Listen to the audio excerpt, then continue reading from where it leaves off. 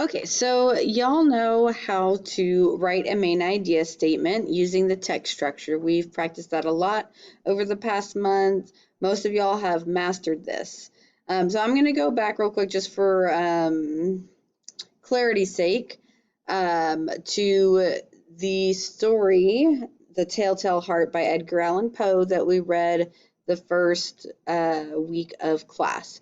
So if you don't remember that's the story of the insane guy who doesn't like the old man's vulture-like eye, kills him, thinks he's hearing the dead old man's beating heart, and winds up confessing to the police, okay?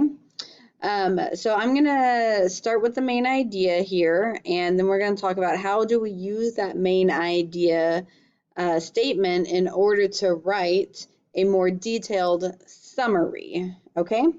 So we're going to start with the main idea. This right here is the main idea. The cause is that the narrator is insane. The effect is that the narrator kills an old man, thinks he hears the dead old man's beating heart, and confesses his crime to the police. So here is the summary. As you can see, the green parts have stayed the same. So I've not removed anything from the main idea. I have only added details to make a more detailed summary. So the cause is that the narrator is insane.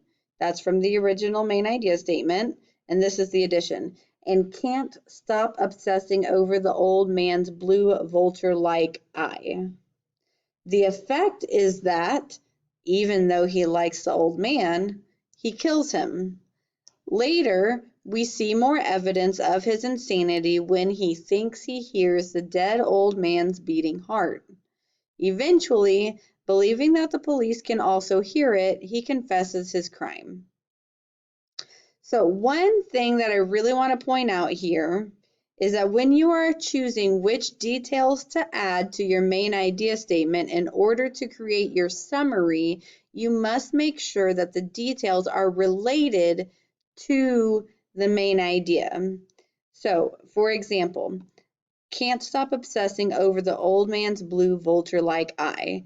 This is evidence of the narrator being insane. I'm not just giving some random detail here. We know that he is insane because he cannot stop obsessing over the old man's vulture-like eye. Next, we see, even though he likes the old man, this is further proof that he is insane because if you like an old man, you're probably not going to kill him if you are sane. So the fact that he likes him even further proves that he is insane when he kills him. So here we see that I added a transition later. That's just writing style. You don't have to add that, but it's nice to add transitions. Later, we see more evidence of his insanity when he thinks he hears the dead old man's beating heart.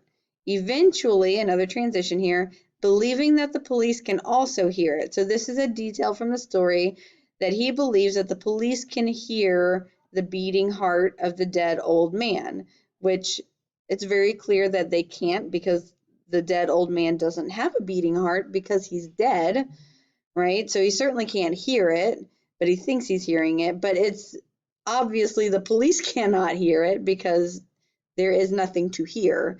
But because he thinks that the police can hear it, he thinks that they must already know that it is him that killed him. So he goes ahead and confesses his crime.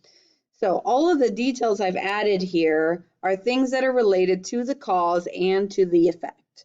All right. Some of y'all may remember in the story, there was a point where the narrator actually accidentally wakes up the old man and he just stands there in his doorway silently and very still so as to not bring attention to the fact that he's standing there, right? That has nothing to do with the cause of him being insane, nor does it have anything to do with the effect of him killing him, hearing the old man's heart, and confessing the crime. That is a nice detail to have in the story because it helps you to see what's going on.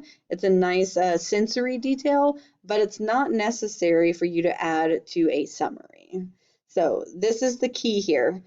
As long as you have a good main idea statement, then you can write a really good, effective summary simply by adding details to the main idea statement.